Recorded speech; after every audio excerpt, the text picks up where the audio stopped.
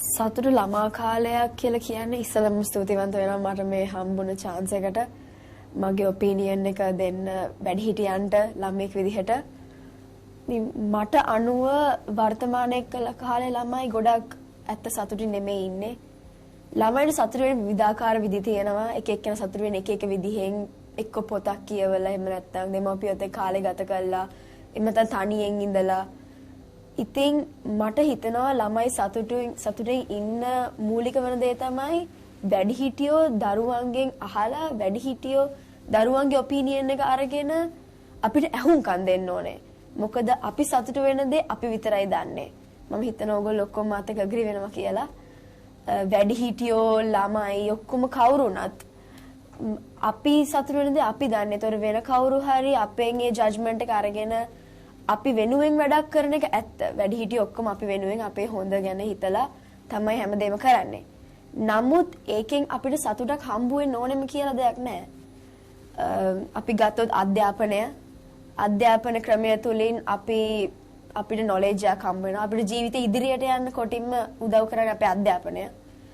නමුත් ඒකෙන් අපි පීඩාවටපත් වෙනවා කියන එක වෙනස් වෙන්නේ නැහැ.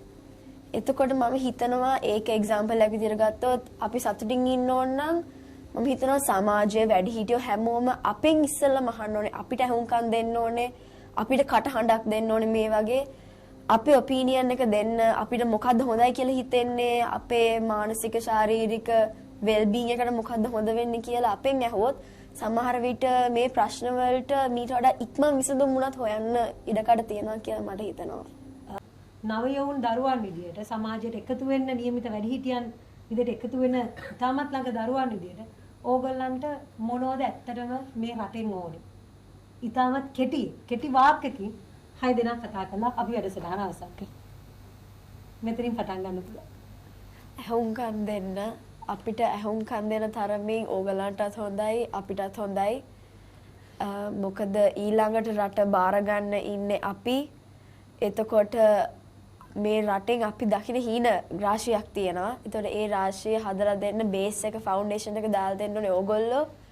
ඒ නිසා අපිට ඇහුම්කන් දුන්නොත් අපි කියන දේත් ඇහුවොත් අපි ඔය ඕගලන් තරම් දේවල් දන්නේ නැතුව ඇති.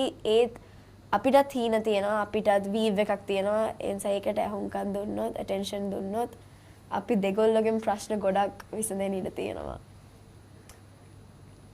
මට කියන්න තියෙන්නේ දරුවෝන්ව දරුවෝ විදිහට දකින්න ළමයි විදිහට දකින්න අපි හැමෝටම හීන තියෙනවා. අපි ආසයි මේ රටේ ඉඳන් ඒ හීන හැබෑ කරගන්න. ඉතින් අපිට ලස්සන අනාගතයක් නිර්මාණය කරලා දෙන්න. හීන මැරිච්ච රටක් නිර්මාණය කරන්න නැතුව හීන වෙනුවෙන් ජීවත් වෙන්න පුළුවන් රටක් අපිට නිර්මාණය කරලා දෙන්න කියලා තමයි මට කියන්න අපිට. ඔව් ශ්‍රී ලංකාව අපේ රට ගත්තොත් අපේ රට බ්‍රෑන්ඩ් එකක්. අපේ රටේ බ්‍රෑන්ඩ් එක ගොඩක් වටින බ්‍රෑන්ඩ් එකක්. ඒක හැමෝම කැමතියි අපේ රටට එන්න අපේ රට බලන්න වුණත් කැමතියි. එතකොට අපේ රට ඉදිරියට යන්නේ අනාගත පරපුරත් එක්ක. ඒ අනාගත පරපුර දිහා ඔයාලා බලන්න. ඔයාලා එයාලට අහුම්කම් දීලා, ඇටෙන්ෂන් දීලා එයාලා ඉදිරියට ගන්න. ඒක තමයි මට කියන්න තියෙන්නේ. අපේ අදහස් වලට ඉඩ දීලා අපිට අහුම්කම් දීලා අපිට ලස්සන අනාගතයක් නිර්මාණය කරන්න පුළුවන්. ලස්සන රටක් හදලා දෙන්න කියලා ආදරෙන් ඉල්ලනවා අපේ වැඩිහිටියෝ හැමෝගෙම. ළමයින්ට තියෙන නීති ඒ කියන්නේ ළමයින්ට වෙන කරදර වැඩි අපේ රටේ. ඒවට නීතිමය පියවර ටිකක් වැඩි කරා නම් මම හිතනවා තවත් හොඳයි කියලා අපි රටක් විදියට ඉස්සරහට යන්න ඕනේ. වැඩිහිටියන්ගෙන් බලාපොරොත්තු වෙන දෙයක්. මේ නීති ටික හදලා හරියට තද නීති ටිකක් ගෙන ළමයි ආරක්ෂා කරනවා. ළමයින් ආරක්ෂා කරනවා. පස්තරනවලේ හිතෙන්නට වෙර දාන පුංචි මල් කැකුළු විදියට හඳුන්වන අපේ මේ ළමා පරපුරට අත්වලක් වෙන්න කියලා ඉල්ලනවා. අපේ අදහස් වලට පොඩ්ඩක් අහුම්කම් දීලා තවත් මේ රට අපිට ආස හිතන විදියට ඉන්න ආසවත් දෙයට හිතන තැනක් විදියට වෙනස් කරනවා නම් කැමතියි. හරි. ඉතින් ඒකත් එක්කම එහෙනම් අද දවසේ අපි ලෝක ළමා දිනේ අපේ දරුවන්ගේ අදහස් කිහිපයක් කතා කරා.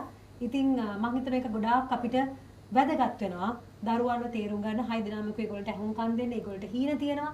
ඉතින් මම හිතන්නේ මේ වගේ වැඩසටහන් නිතර කරන්න තියෙන හොඳයි. මොකද අපිට ඒගොල්ලන්ගේ හීන මොනවද කියන එකත් අහගන්න පුළුවන්. ඒක මම හිතන්නේ නීති හදන තැන් වලට, නීති ක්‍රියාත්මක කරන තැන් වලට, පාසල් වලට, ගෙවල් වලට හරිම වැදගත්. අද දවසේ මේ දරුවෝ කියපු පණිවිඩය, ඉතින් මේ දරුවෝ කියපු පණිවිඩයම සමහර වෙලාවට ඔබේ ගෙදර ඉන්න දරුවා ගේ හිතේ තියෙන පණිවිඩය වෙන්න පුළුවන්. ඔබේ ගෙදර ඉන්න දරුවා ඔබෙන් බලාපොරොත්තු වෙන්නේ යාළුවෙක් වෙන්න පුළුවන්. ඔබේ පාසලේ පන්තියේ වාඩි වෙලා ඉන්න දරුවා දඬුවම දකින්නේ මේ දැකපු විදියට වෙන්න පුළුවන්. සමහරට මිරුඩා වෙනස් විදියකට වෙන්න පුළුවන්.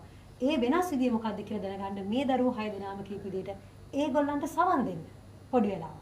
ඒක තමයි ලෝක ළමා දිනයේ දවසේ මගේ නම් ඉල්ලීම, මගේ ප්‍රාර්ථනය හැම දරුවෙක්ටම සවන් දෙන වැඩිහිටියන්, සවන් දෙන සමාජයක්, සවන් දෙන ගුරුවරුන් සහ දෙමව්පියන් ලැබෙන්න කියලා. බොහොම ස්තුතියි.